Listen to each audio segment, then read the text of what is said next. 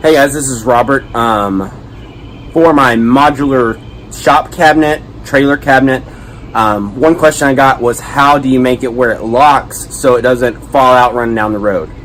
Again, not my idea. Credit for this goes to Ron Palk, and it works and it's awesome. So here's what I've got.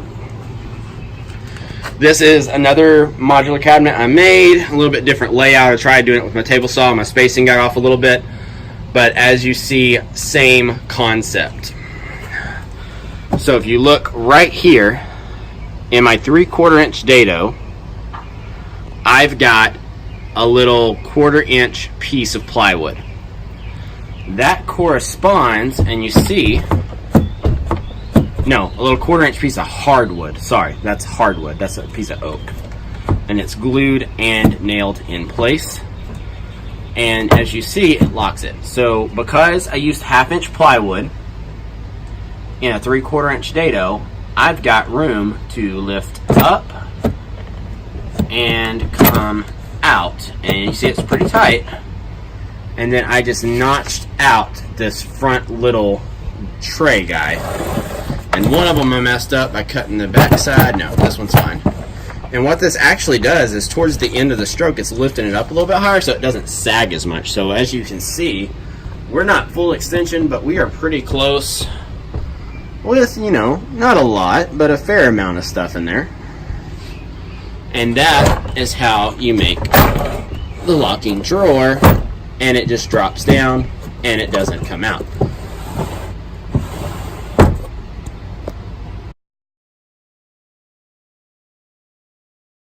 Alright, I wanted to explain the anatomy of this jig real quick because I didn't do such a great job with it in most of the footage I came across.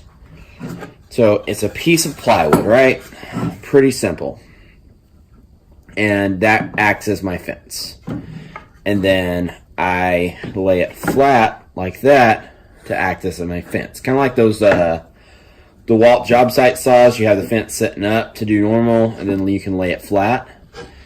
So whenever I start, let's see if I can focus in on that. So I start 4 3/4 from the bottom. And this is spaced to make it where I get 3 inches of drawer space. You can widen this out or narrow it down based on your router. Okay? This guy is just to give me a secondary fence. You can see that this is dadoed in. I did that mainly just for strength. This is a piece of oak for rigidity. You could butt joint this and screw it together. You're not trying to get super 90 degrees. You just want something stable. So the most important part of this whole jig is actually this right here. So after you have the fence flat and you route that first dado, you're going to flip it over, and then you're going to put this right here into that first dado. This is 3/8 inch from here to here, 1/2 3/4 inch sheet of plywood, 18 mil, whatever.